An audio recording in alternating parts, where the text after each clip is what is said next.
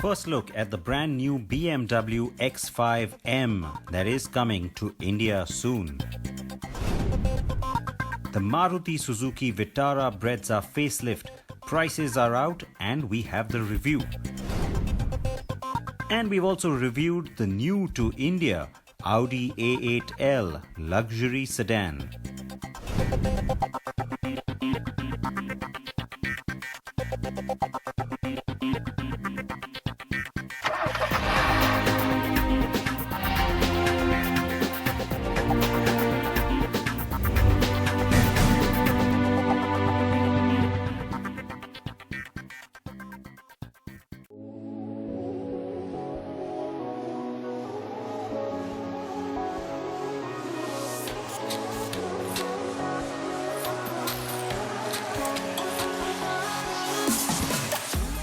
Welcome everyone to a brand new episode of the Car and Bike Show. I am Siddharth Vinayak Patankar. This week I come to you from Arizona in the United States. I am here to drive this Hulk, the new generation of the X5M. Yes, the performance version of the new X5 from BMW. And right through the show you're going to get glimpses of this car because, well, we've got other juicy bits to bring to you as well. The car that got a lot of attention at the recently concluded Auto Expo was without a doubt the facelift of the Vitara Brezza. Well, now it's also got officially launched into the market with prices, and remember, this is a new petrol version with a new transmission as well on the automatic side. So lots for us to really look for and lots of details that we want to share with you. Kingshuk drove the car a few days ago to bring you this.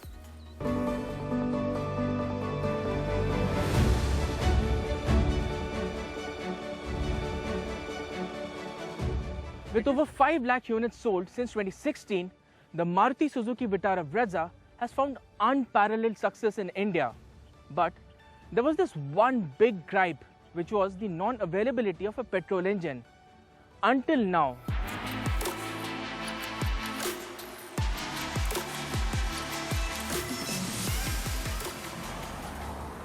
The 1.5-litre smart hybrid petrol engine pumps out 103 brake horsepower and 138 Newton meters of peak torque. Oh, and the smart hybrid is only available with the automatic variants, not the manual ones. You can choose from either a 5-speed manual or a 4-speed automatic gearbox. The fuel efficiency of the manual is 17.03 kilometers to the litre, and the automatic with the smart hybrid technology is 18.76 kilometers to the litre. Definitely, the petrol engine feels much more peppier than the diesel. Also, the refinement levels, they go by a few notches, and the sense of urgency, we quite like that in the new 1.5-litre petrol engine. Apart from that, this engine, it likes to be revved hard, and it finds sweet spot, happy spot between 3000 and 4500 RPM. But it doesn't feel lacking even in the lower revs.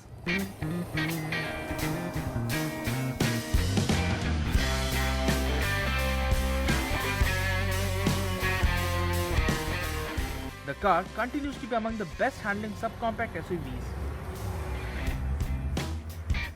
Although the steering feels a touch lighter now and doesn't have the responsiveness of the earlier model.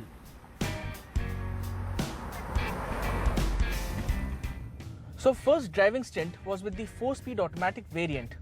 Yes, it's a torque converter and not an AMT, which is supposed to be a good thing.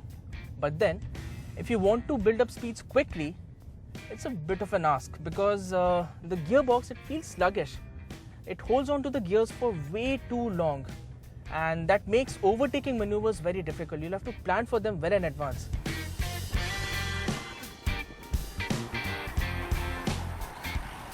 Compared to the old 4-speed automatic, I would prefer the manual variant. It is definitely much more engaging to drive, and the clutch action is quite light too.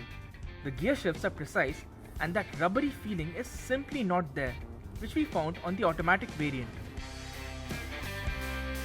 There is no escaping the fact that the 4-speed automatic is quite outdated, and it is definitely time for the company to move to a slicker, more engaging gearbox. Apart from the new engine, the Vitara Brezza also gets a mild facelift. There is a new bolder grille up front along with a muscular bumper too, and there are 4 skid plates and a 4 boulevard design, which looks really muscular, really rugged, offering a more macho stance. The headlamp cluster has been redesigned with new slots for the LED projector lamps, and there's a new LED DRL motif as well, which gives a fresh new feel to the overall look of the car. Also on offer are newly designed dual-tone alloy wheels along with a new rear bumper and redesigned tail lamps.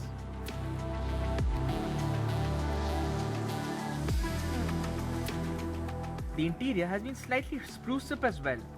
The all-black finish feels premium, and you have that leather-wrapped steering wheel too. But the biggest update has to be the SmartPlay Studio. There are a few feature updates on the new Vitara Brezza, and the most significant one of them is the introduction of the SmartPlay Studio. It offers a bunch of connectivity and entertainment options, and of course, you have smartphone connectivity as well, along with the usual fanfare of USB, Bluetooth, and so on. In terms of safety, the car continues to get dual airbags as standard across the range along with ABS, EBD and parking sensors.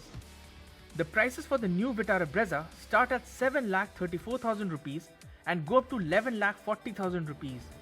You would be surprised to know that the new Brezza is more expensive variant to variant than the Tata Nexon and the Hyundai Venue. With the 1.5-litre petrol engine, the Brezza loses out on tax SOPs, which are available only for petrol engines with a displacement of 1.2 litre or lesser, and that's why it ended up becoming costlier. The new Brezza does feel refreshed and more energetic thanks to the new petrol motor and the mild facelift.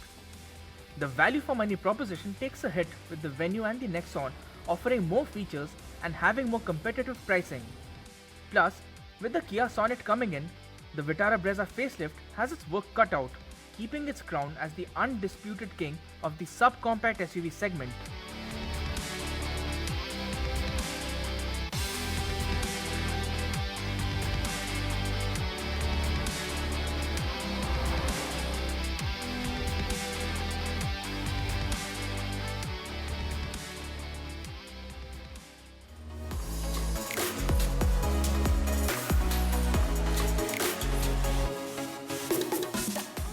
Now the X5M is obviously more powerful than the regular X5, and then you've got the X5M competition, this car, which is even more powerful than the X5M. And how much more powerful? Well, it gives you 625 horses that live under this hood. The black front grille with the M badge is a nice little clue to just what this car can do. And I promise you a whole lot more details on this when we have the full review for you on the program next week. For now, we move on and talk about the latest from Honda. This is the Activa in its latest avatar. I say that because over the years, we've seen so many iterations of the Activa, and now it's moved into BS6 territory. The 6th generation Activa gets its most comprehensive update with a new fuel-injected engine, which meets the Bharat State's 6 emission regulations. But Honda has gone ahead and given a complete update on features and styling as well. Is it 6 times better though? Let's find out. Exterior changes are subtle. The body shell looks identical, but there's a new front fender and twin slats with chrome accents on the front apron. The side panels now have a single air intake instead of 2, as seen on the outgoing Activa 5G. The headlamp cluster remains the same, but the LED light is now restricted only to the range-topping deluxe variant. The scooter also gets an elongated tail section and a revised grab rail. Visually, not a lot has changed on the Activa 6G, and it remains a very familiar model to look at. But come closer and you will see a lot of new changes. This is in fact a longer model than the older version, and that is because it now shares its platform with the Activa 125. The wheelbase has gone up by 22 mm and the ground clearance has gone up by 18 mm without really sacrificing on the seat height.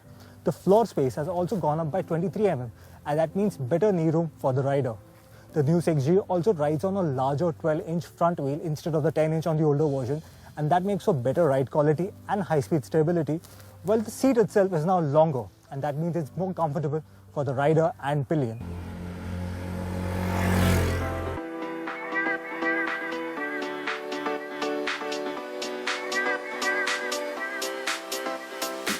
The Activa 6G gets a heavily updated engine to meet the new BS6 emission norms. The 109cc single-cylinder motor now gets fuel injection, while power delivery has been improved with the addition of enhanced smart power technology. This includes less friction inside the engine.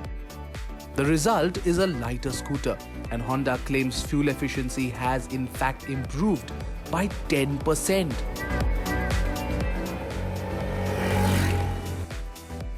The BS6 scooter makes less power than the BS4 version, but refinement levels have improved by a good margin. Power delivery has been worked upon for more low-end acceleration.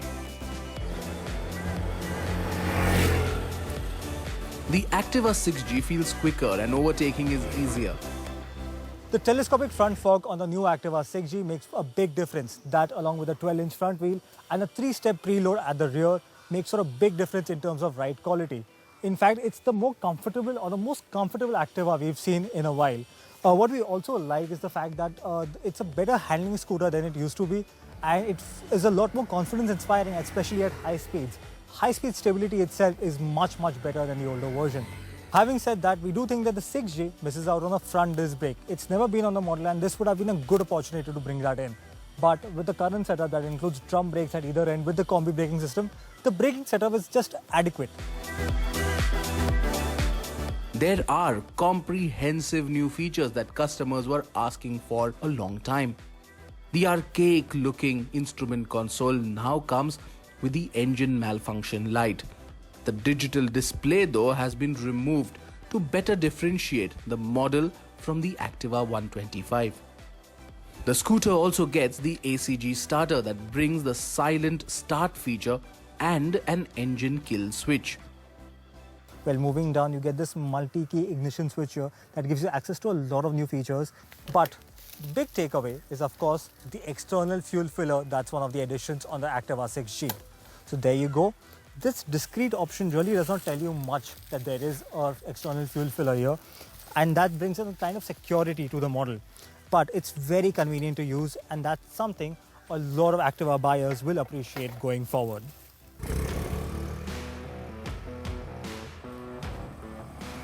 Honda has worked upon retaining the familiarity of its most popular scooter while adding much needed value additions over the older model. The Activa 6G is priced from nearly 64,000 rupees ex-showroom Delhi, and that makes it about 8,000 rupees more expensive than the BS4 version. That's a steep increase in price, but the value additions are more comprehensive this time. The Activa 6G finally feels on par with its competition and not a compromise.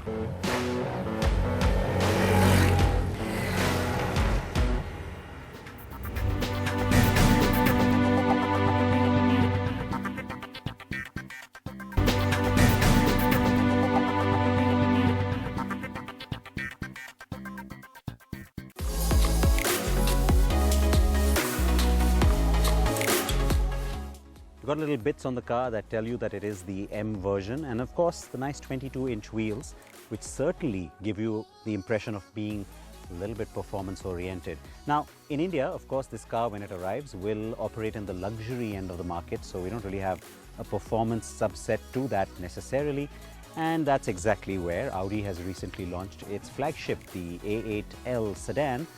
Now I know we got you the A8 review in the past from Europe, but now we finally have the India spec on our hands, and so we've got all the details on that car.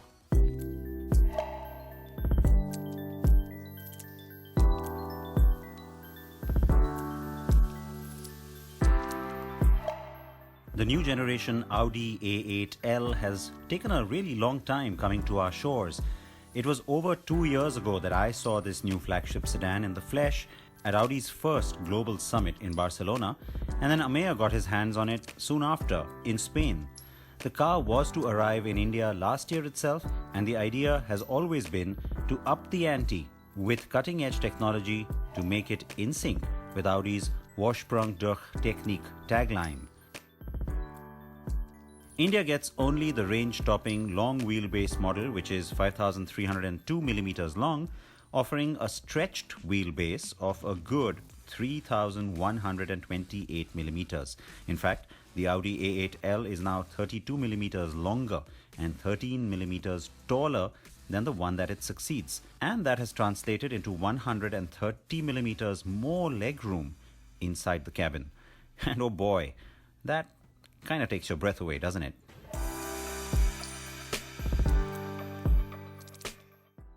So it's absolutely cavernous in space terms, and you already knew that because it is the Audi A8 L and it compares with, the 7 or the S in terms of size and space, because you can push this seat all the way forward. You have your own little sunroof there. You've got a whole bunch of screens around you. It's not just in front. Yes, there are lots of screens at the back. So the individual screen for your own seat, but also the one that lets you carry out all the adjustments that you need. And a lot of it can be done manually, or when I say manually, of course, I mean by using buttons. It's all still electrically adjustable, or through the screen here. So even the blinds, they can all be shut using this one touch on the screen. You can open them the same way as well and bring in all that natural light. But maybe some of this is just a bit too much, so I'm going to close it again. All right, all that racket done. The other good thing about this is that you can also adjust your seats using this, so you don't have to use the electric controls down here with the switches. You can just go ahead and do that using the screen as well. There's also the massage function. There's also ambient lighting. There's the control of the music or the media as well, your phone, and a little bit in terms of what you can also control in terms of your destination, the maps, etc. on the screen in front of you. But these are things that we've seen on so many of these luxury cars. There's always that one little USP or gimmick that always catches my eye, and I'm telling you, it's not the little refrigerator back here, because we've seen that too. Nope, it's a matrix lights option. Now, matrix LEDs, they're out on the front, right, on the headlamps. That's what we've always heard from Audi. But even in here, some of this interior reading lights, etc., they're matrix LED as well. So you can turn them all on, or you can just go for the reading light option, which is individually on my side. Everything lights up.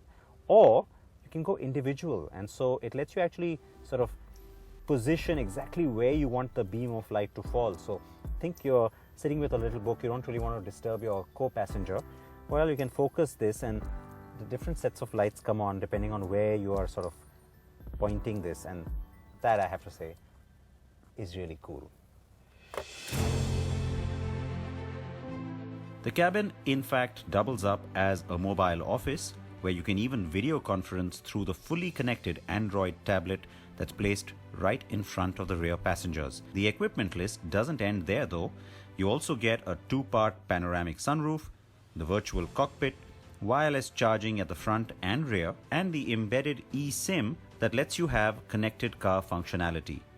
Owners also have the choice to personalize their space with 9 leather trim options and 5 inlay trims to select from.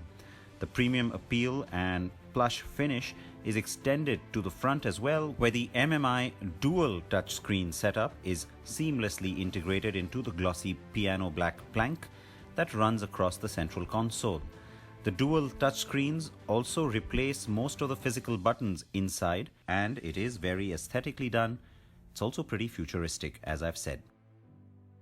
A similar approach can be seen in the overall design of the car. The new A8's front end is finished in bold chrome on the fringes with sleek chrome slats. The protruding grille covers over half the face while being flanked by slim laser beam LED headlights, integrating Audi's new signature DRLs. Then there are those sexy 19-inch 5-spoke alloy wheels that are just the right fit. The rear is also very similar to modern-era Audis, with a sleek chrome strip in the conjoined LED single-strip tail lamp and on the pseudo-exhaust tips. Yes, this is a car that will stand out in a crowd, but will remain understated and won't scream anything out loud either.